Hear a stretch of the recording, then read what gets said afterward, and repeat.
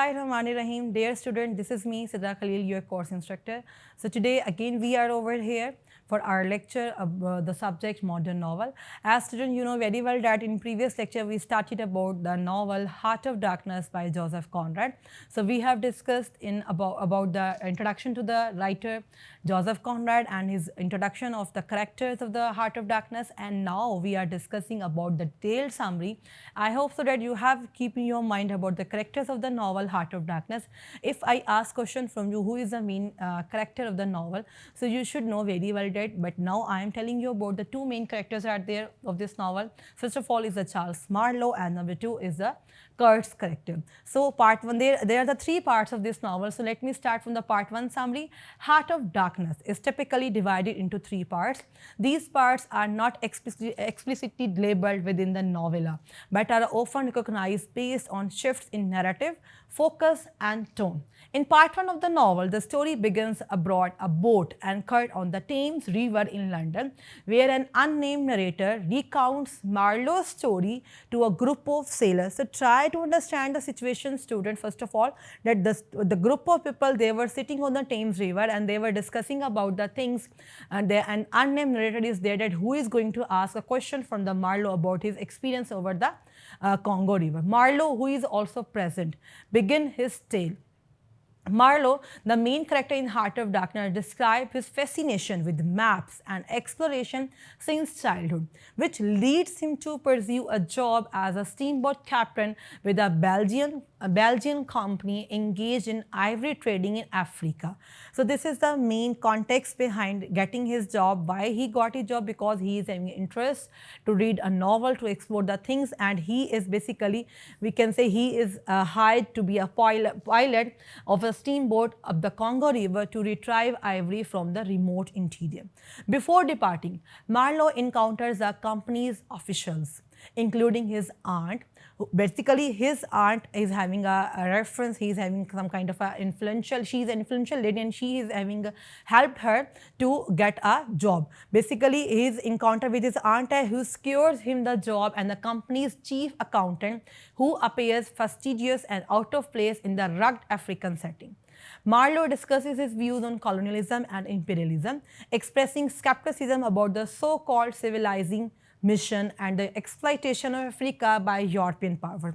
So there is a conflict between the two ideas, that Europeans, they are having their motto that we are going towards over here to civilize them, but basically they are not civilizing them, they are actually exploiting them. So as he prepares for his journey, Marlowe reflects on the mysterious allure of Africa and the unknown dangers that lie ahead, foreshadowing the darkness he will encounter.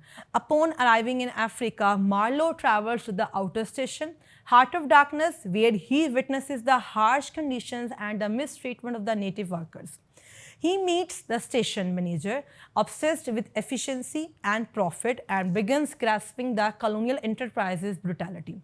Overall, the part one of the Heart of Darkness establishes the protagonist, introduces the key themes such as imperialism and unknown, and sets the stage for Marlowe's expedition into the heart of Africa. This is all about the part one summary of the novel Heart of Darkness. Now we are moving towards our summary of the part two. In the second part of the novel, Heart of Darkness, Marlowe sets sail up the Congo River aboard a steamboat, accompanied by a crew of native Africans and a few white men, encountering various characters and witnessing the brutal realities of colonialism. As the journey is going deeper into the jungle, Marlowe becomes increasingly disturbed by the harsh conditions and the treatment of the native workers by the European colonizer. This thing has been affected Marlowe too much, and he basically disturbed due to this condition. He observes the brutality of the colonial system, including the use of violence and coercion to extract ivory from the land and the mistreatment of the native population. So Marlowe is particularly troubled by the dehumanizing effect of colonial enterprise on both the oppressors and the oppressed. This is another notion that I introduced over here, oppressors versus oppressed. This is very much important in the post-colonial terminology, and you should discuss about this thing, about what is the oppressor, what are the oppressors, and what is oppressed. Along the way, Marlowe encounters several characters who represent, and a lot of all these characters we have discussed in our previous lecture also, who represent different aspects of colonialism and human nature, including the company's station manager, obsessed with efficiency and profit, and brickmaker, scheming and opportunistic. As Marlowe travels deeper into the jungle, he becomes increasingly fascinated by the figure of Kurtz, an ivory trader who has gone rogue and established himself as a godlike figure due to the power, due to the, we can say, people were worshipping him like a god. So this thing basically aroused him in the trait of the godlike figure among the native population. Kurt's reputation looms large, and Marlowe is determined to uncover the truth about him. So overall part 2 deals about with the Heart of Darkness. Overall part 2 of the Heart of Darkness, it explores the harsh realities of colonialism and descent into darkness as a Marlowe journeys deeper into the heart of Africa. It sets the stage for Marlowe's encounter with Kurtz and his confrontation with the darkness within himself. This is all about the part 3 of the novel. I hope so that you are understanding all these things in detail. Now let me tell you about the Heart of Darkness part 3 summary. In part 3 of the novel, Marlowe reaches a Kurtz station deep in the Congo. Now he is having a confrontation of the horrors of the colonialism, and he grapples with the darkness within himself. Arriving at Kurtz station, Marlowe is struck by the atmosphere of decay and madness that surrounds it and that obsessed his mind. He encounters a Russian trader who admires Kurtz and reveals some of the Kurtz disturbing actions, including his exploitation of the native population and his megalomaniacal ambitions. Marlowe finally meets Kurtz, who is gravely ill but still exerts a powerful influence over those around him. Kurtz is revealed to be a complex and enigmatic figure, torn between his lofty ideals and his descent into barbarity. As Kurtz's health deteriorates, Marlowe witnesses his final moments and heard his cryptic last words, "The horror, the horror, the horror." I also told you about this, and we will also discuss this line in detail as well in our today's lecture. So Kurtz dies, and Marlowe retrieves some of his writings, which he later reads and reflects upon.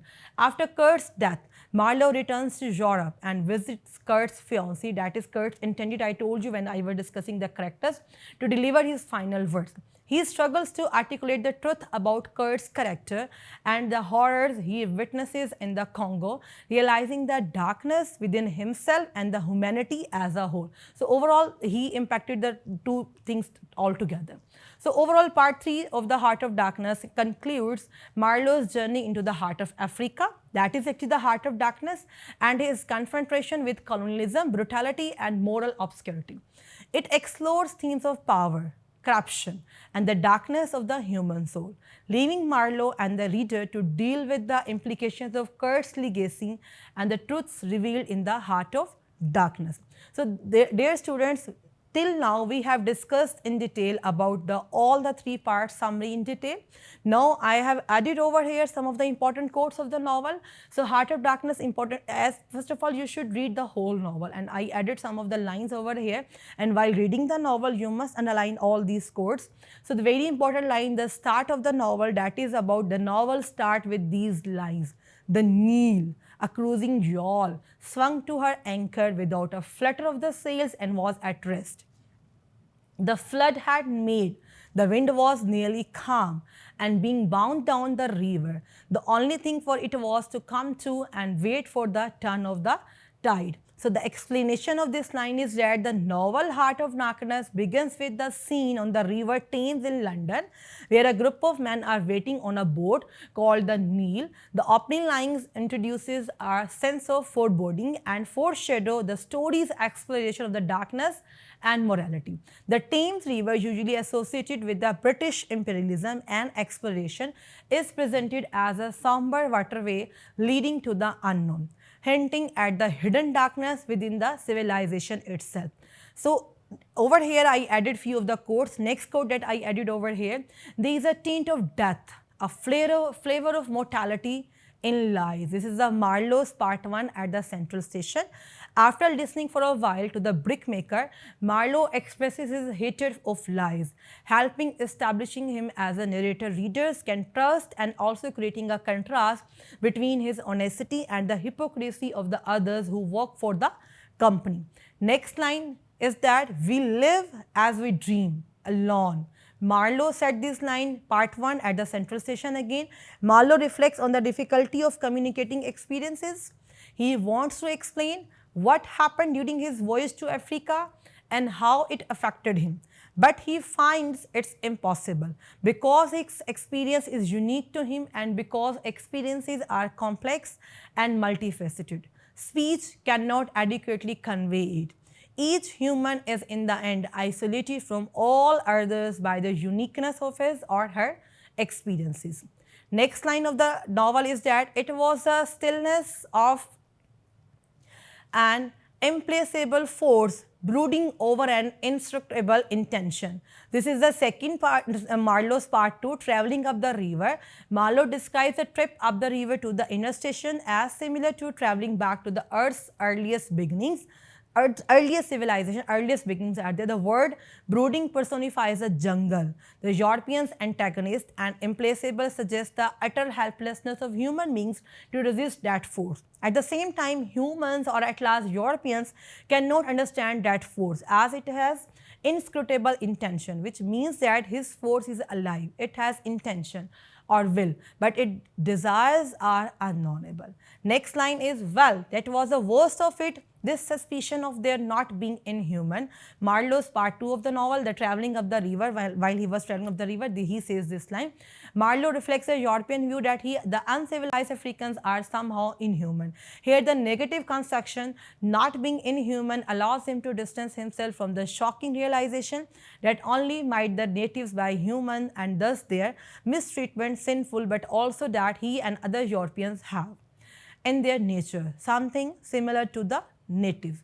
Next, the very important line that I told you earlier that has been said by Kurtz in the part 2 of the novel when he was attacked on the steamer. The line is, exterminate all the brutes. So Kurtz at the end of his report on the suppression of savage custom, the 17-page handwritten opus full of his idealistic moralistic rhetoric offers suggestions for how the company can carry out its civilizing mission in Africa. This postscript evidently scrawled much later. In an unsteady hand, Marlowe notes reflects Kurt's descent into mad depravity. The brutes he wants to exterminate are the same natives he introduced to worship him. Next line is, I had expected to see a knob of wood there. You know, I returned deliberately to the first I had seen, and there it was, black, dried, sunken, with closed eyelids, a head that seemed to sleep at the top of that pole, and with the shrunken, dry lips showing a narrow white line of the teeth, was smiling, too smiling, continuously at the some endless and so dream of that eternal slumber.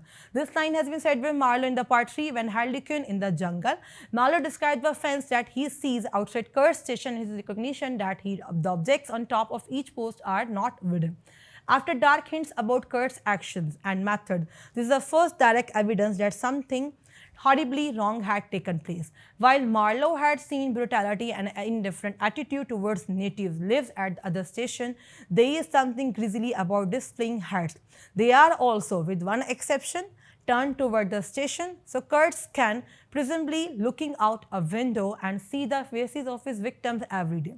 The frozen smile adds an air not to vision but takes on added meaning when thinking about Marlowe as a victim of darkness. The heads then have the last laugh. Next line is, I saw the inconceivable mystery of a soul that knew no restraint, yet struggling blindly with itself. Marlowe said this line in the part 3 of the novel while encountering the Kurtz. Marlowe asserts that Kurtz, alone in the jungle and without contact with European standards of conduct and thus having no restraints on boundaries, has gone mad. The struggle is between the romantic notion that humans are innately good and the purposefully evil actions of the Kurtz. Next line is, his was an impenetrable darkness. So where is that darkness? That is impenetrable darkness. Marlowe said this line while he was returning towards the downriver and about he said this line about the scene of the Kurtz death. Marlowe speaks of Kurtz, making the point that evil within Kurtz is different from that he has observed in the other company agents. Marlowe suggests Kurtz goes deeper and cannot be understood. Marlowe's words also equate Kurtz with the darkness, showing how completely it has taken him over. The last line that I added over here that is very much important, and you all also read this line, the horror, the horror. This is the part 3 of the novel. This line has been said by the Kurtz before his death time.